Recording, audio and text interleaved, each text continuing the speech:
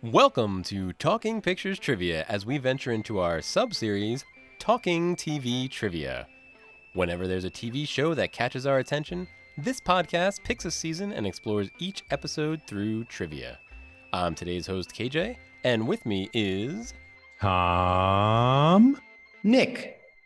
And I'm Chris. For those joining us for the first time, we start off each episode with 4 rapid-fire trivia questions.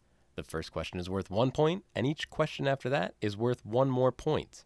And we follow it up with a themed discussion associated with the TV episode. In this case, involving Season 1 of Disney's Obi-wan Kenobi. Chris, tell us about today's TV episode. Today we'll be discussing Episode 4 of Obi-Wan Kenobi.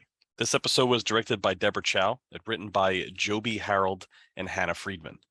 There will be spoilers for Obi-Wan Kenobi up through Episode 4, so feel free to press pause until you're caught up. In this episode of Obi-Wan, we follow him on his adventures into the Fortress Inquisitorius on the planet of Nur to rescue the 10-year-old Princess Leia.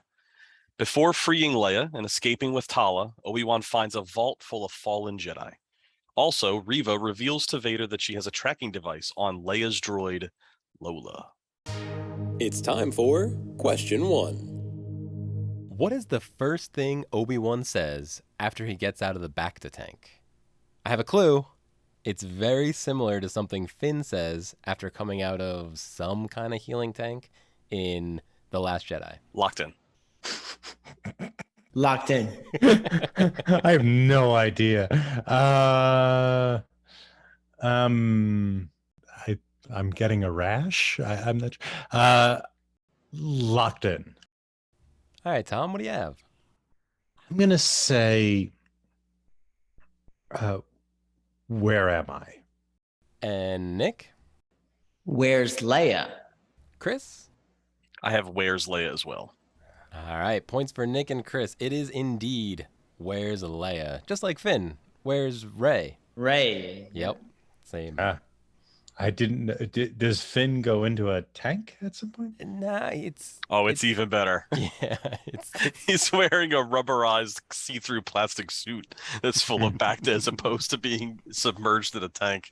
Well, I mean, I'm sorry. Go for it. He's walking around the hallways of the starship, just squirting juice all over the place. The Bacta's coming all out. It's and true. He grabs Poe by the shoulders. Like, Where's Rey?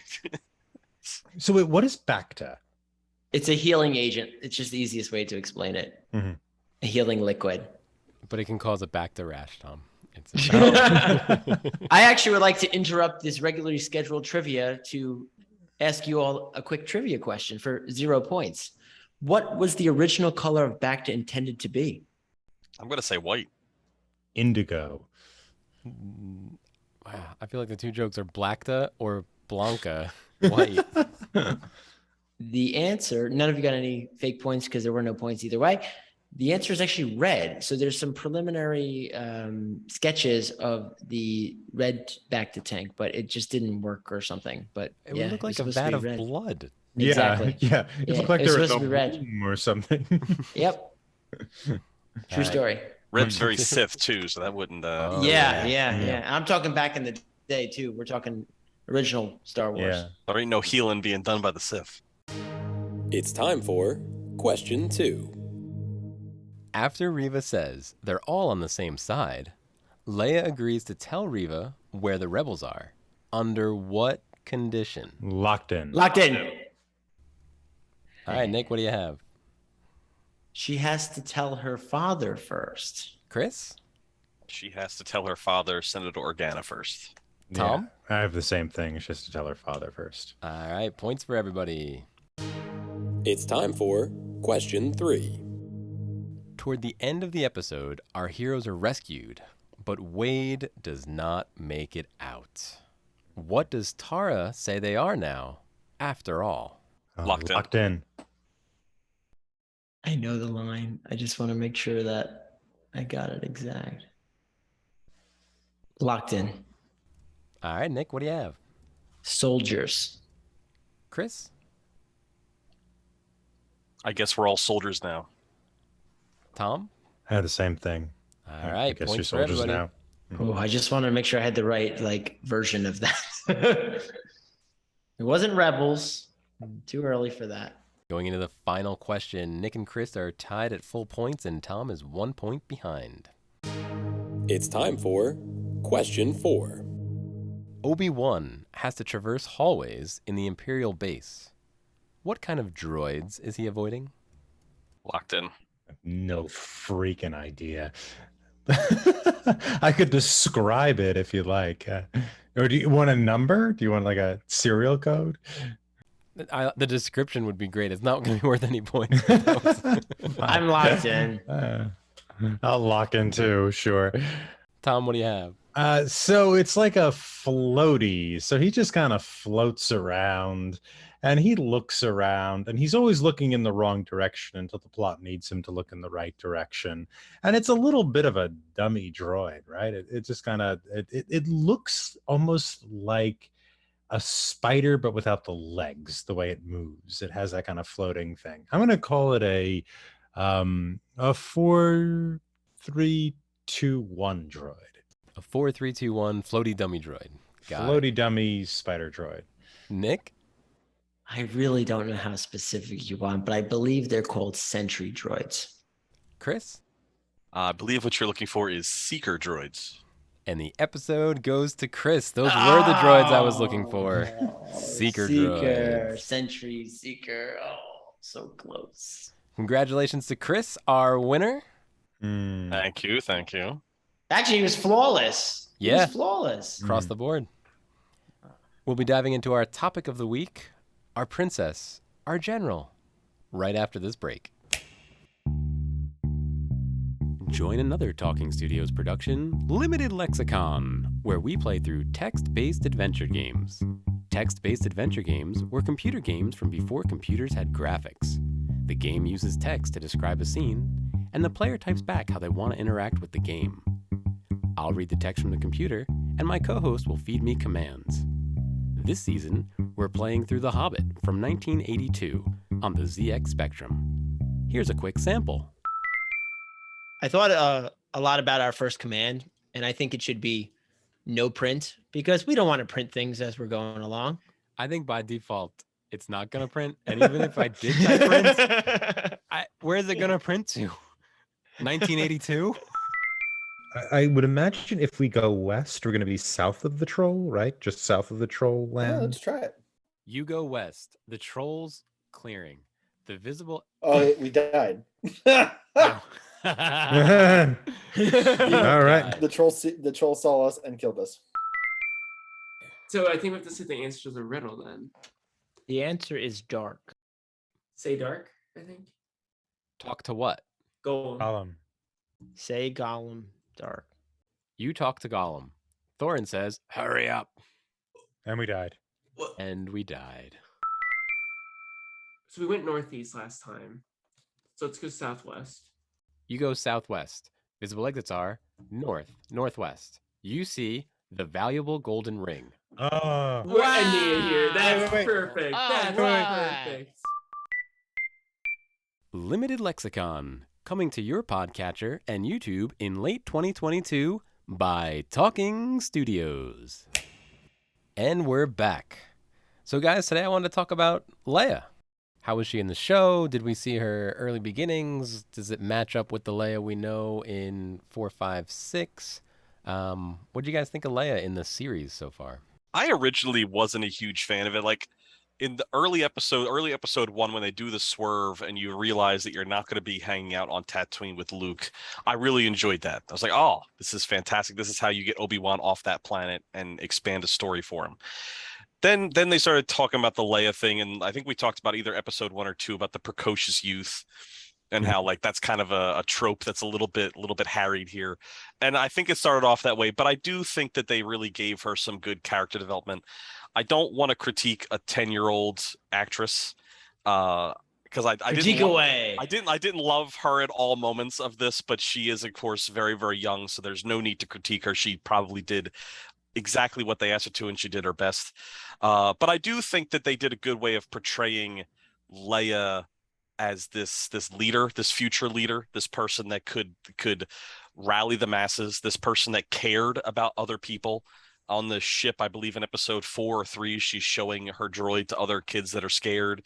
Like there's lots of things that she's doing that you can see the seeds of what she becomes, why she does what she does. So I think from that perspective, the story about it aside, the precocious youth of it aside, I do like that they used her and they kind of gave you an on-screen representation of her growing up and how she could potentially go from just a baby living in the lap of luxury to this rebel leader. So I did like that.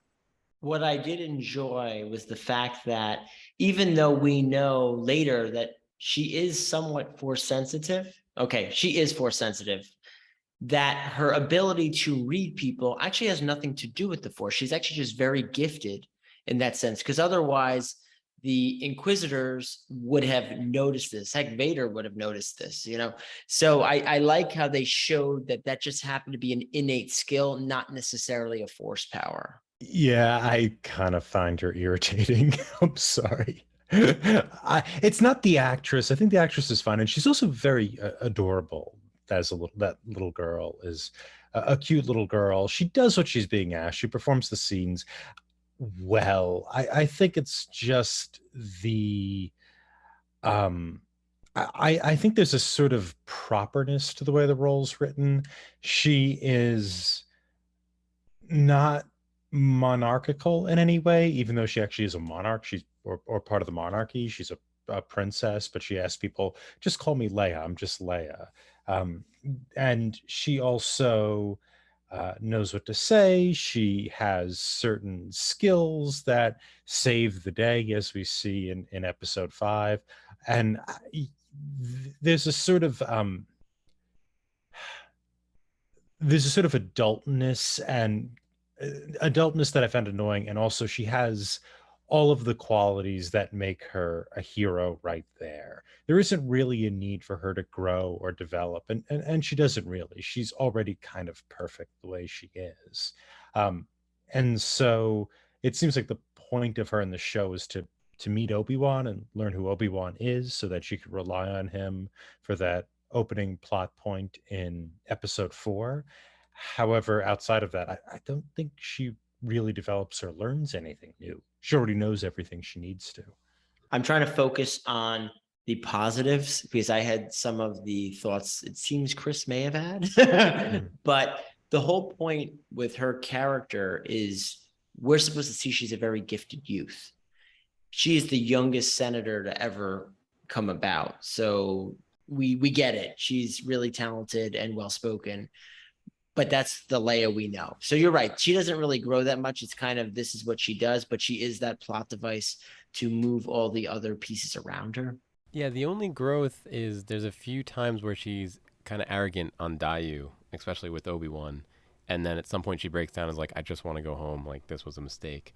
But even that doesn't feel, it doesn't feel like it's stuck. It doesn't feel like it mattered for the for the show. And, you know, the other thing that kind of bugged me, and the more I think about it, the more it bugs me. But they're in the last episode where they're getting a ride with Mr. Freck.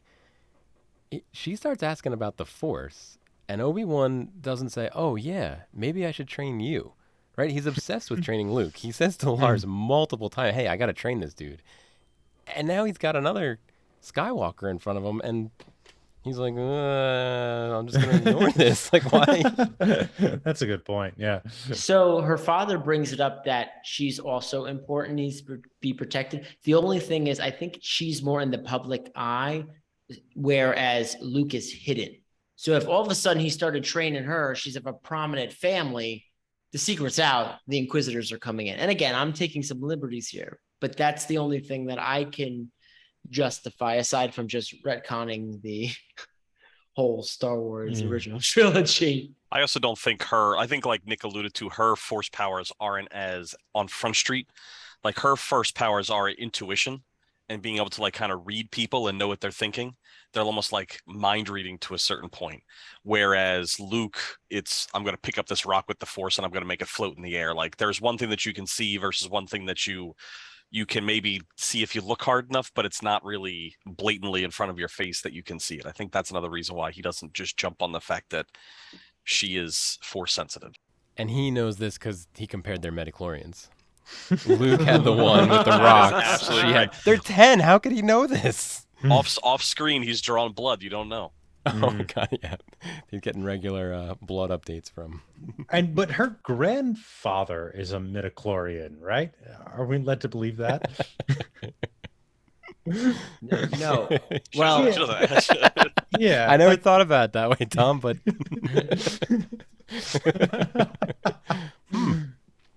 Yeah. I mean that's what Shmi said, right? yes, Which one's there was she? no father. I carried him and bore him and the whole thing. I think that's Yeah. how you end the episode. Her grandfather's a midichlorian, right? Yeah. Well, I think that was Lucas's original conception of 7, 8, and 9 were something to do with the midichlorians. It was like a zoom in into the midichlorian world, as opposed to what they did. Happened. Yeah, when they bought him off for $1 billion or however much money he got. That might be a low estimate, actually. No, probably. I think Yeah. it was more. It was 4.5, I think. That's wow. what I'm saying. That's a rounding error. Yeah. You could afford all the cars on American Graffiti, couldn't he? Yeah, I suppose if we want to stay on the positive, there. I think Ewan McGregor is a very good actor, and watching him play a sort of wizened old man is a lot of fun. I think. I mean, I like his face. I like looking at it, and I like the sort of exhaustion he brings to the role. That really conveys well. There's a certain kind of depth or sadness in there that I think I'm maybe even too young myself right now to feel, but it's sort of radiated off of him. And while I found so much of this television show to really feel recycled, it felt almost algorithmic the way it was written, like a computer generated these scripts, or at least the dialogue. Watching his sort of broken down self have to deal with these problems was very interesting, not because of anything the script was doing, but because of just how lovely, physically speaking, Ewan McGregor is. Did that come through in any of these episodes? Right by the end, spoilers, Leia obviously was influenced or impressed by Tara. But do you think they established that earlier than just Is it towards the end? Tala? That's Tala, right? Oh, Tala. Yep, Tala, not Tara. Tala. I do think she is a role model for like just kind of doing the right thing, even if there's insurmountable odds. Well, I'll ask, is there a strong connection between Tala and Leia? I don't necessarily see it. And there's a lot of people who are heroic in this world. I mean, Leia is sort of surrounded by them. Namely, her adopted father is also this, this figure that she kind of follows. He sort of embodies the values that she comes to show. But do we see her and Tala interact in any way that would imply she's getting something from Tala? Well, when they're Maybe we'll see it in the future episodes. we have seen it in the bunker episode where they're going, where they're starting the path, and Tala's telling them about how the path started and where they're going and why they're doing it. And although I don't think it's blatantly like she's holding Leia by the shoulders and shaking her, you should be a leader, I think that she's a 10-year-old, she's a sponge, she's soaking all that in. And although it's not expressly written, Leia does this because Tala tells her to, I think that there is some sort of connection, or at least we're led to believe that maybe this is one of the influences that she had for what makes her into the person that she eventually will become. I do think her father probably in the grand scheme of things is a bigger influence than Tala, but yes, just like Chris said, one of many positive role models. So what did you guys actually think about the fact that there's like this crypt full of Jedi frozen in perpetuity in the Inquisitorial Fortress? What did you think about that? There's a sort of so this is something throughout all the episodes, but having all of these heretics, we might think of them as, frozen in this fortress that's named for the Inquisitors, frozen presumably by the Inquisitors, has has a sort of interesting note to it, I suppose, in the sense that the Empire has a sort of quasi-religious feel to it at this point. And granted, part of that seems to be the Sith, but it did give it that feel. Like it gave it the feel of the kind of Spanish Inquisition. We're going to put these heretics, I don't want to say on display, because who the hell is down there looking at them? I think only Vader's looking at them. But there is a sort of there's a kind of like quasi-religious feel to it. I'll reiterate that. By saying on display, I think they're more viewed as trophies. Look at what we hunted, and look at all the collection we've received of these. And I'm going to use Tom's word, heretics. But it's quite interesting when Obi-Wan realizes this isn't a fortress, this is a tomb. And these are the spoils or the trophies of all their conquests. Yeah, I definitely saw them as trophies as well, because they also have all their lightsabers in their little meeting chamber. So like the place that they hang out and realize and come up with plans for how to catch Jedi, they have a bunch of their trophies lining the walls. They have all these lightsabers from fallen Jedi. I also assume that this might be the seeds of all the cloning experiments that eventually lead us into episode 7, 8, 9. For any of you that have watched those movies, if you haven't watched them, spoiler alert, so you don't hate us.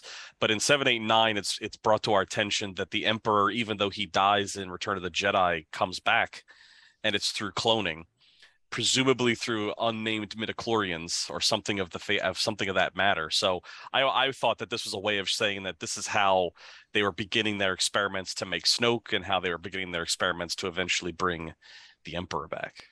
Metaclonians. That just gave me a serious Jurassic Park vibe with the mosquitoes in the, was it amethyst? I had that same exact thought, because they were in this orangey amber, which was the Jurassic Park thing, taking the amber, DNA. that's what it was. Yeah. And as soon as we saw them, I chuckled, and Beth, my wife, looked over at me and said, "What are you chuckling about?" And it's like Jurassic Park. They're harvesting the DNA, most likely deceased individual inside. If you like this discussion, you may like our Jurassic Park episode.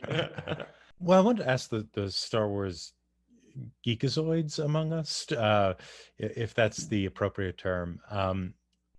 So does in the other material besides the show, is the Empire given a sort of reverence in the way that we might give reverence to a kind of god or superior being or anything like that? I got that sense in this show a little bit, but I wasn't entirely sure. I think it's, once again, we've talked about this before, not to connect this to any kind of sort of politicalness now. I think there is definitely if you are in the good graces of the Empire, you think that they are the be all end all perfect best thing that's ever happened on the planet, or in the universe, I should say.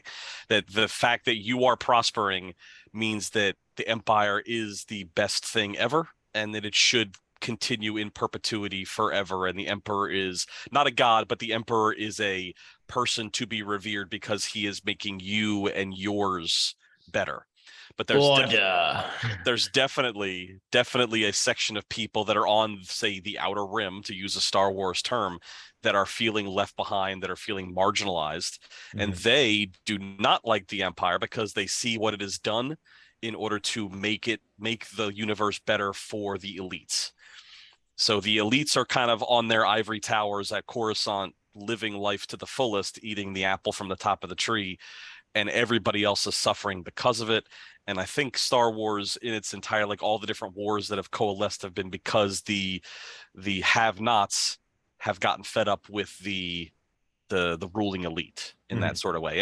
And they make the Sith evil in order to kind of, I guess, make it more palatable to an audience. But it's I think there's definitely a section of people that love the Empire, just like there's a section of people that hate it.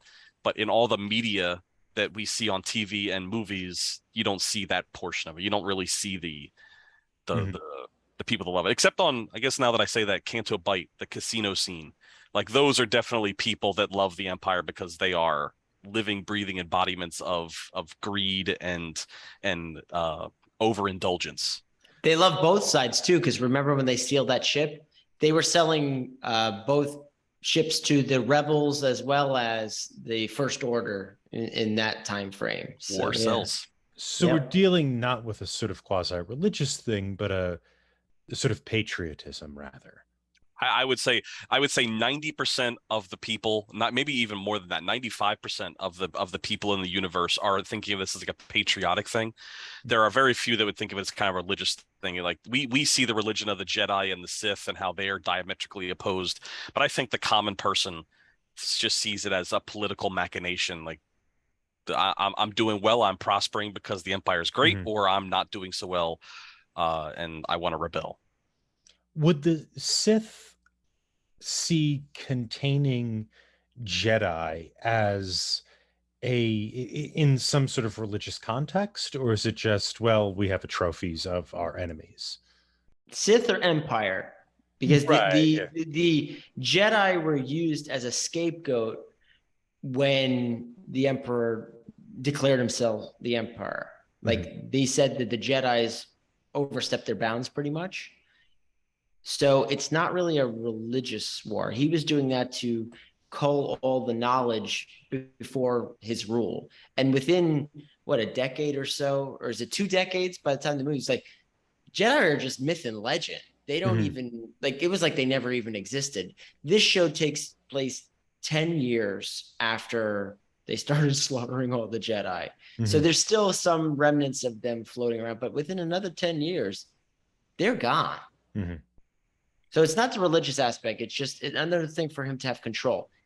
Don't forget that the galaxy doesn't know he's a Sith. We know he's a Sith. We know what everyone's doing with the Sith versus the Jedi, but the average person just sees it as government. Speaking of trophies, I'd like to once again congratulate our winner of the week, Chris. Congratulations. Thank you. Hey, well done. You can find more of our content wherever you listen to your podcast, on our YouTube channel, Twitter at Talking Studios, and our website, talkingpicturestrivia.com. We are extremely grateful for all those who subscribe, like, follow, and leave a review. Do you think the screens with the secret droids looked like Pac-Man? Let us know on Twitter, talkingpicturestrivia@gmail.com, or give us a call at 201-467-8679. You can find me on Twitter at ThomasLehman15. You can find me on Twitter at KJ10001000. If you'd like to get a hold of me, feel free to reach out to the boys on Twitter at Talking Studios. I can also be found on Twitter at The Nicknamed. Join us next time when we become more powerful than you can ever imagine with Obi-Wan Part 5. Ding, ding, ding, ding, ding.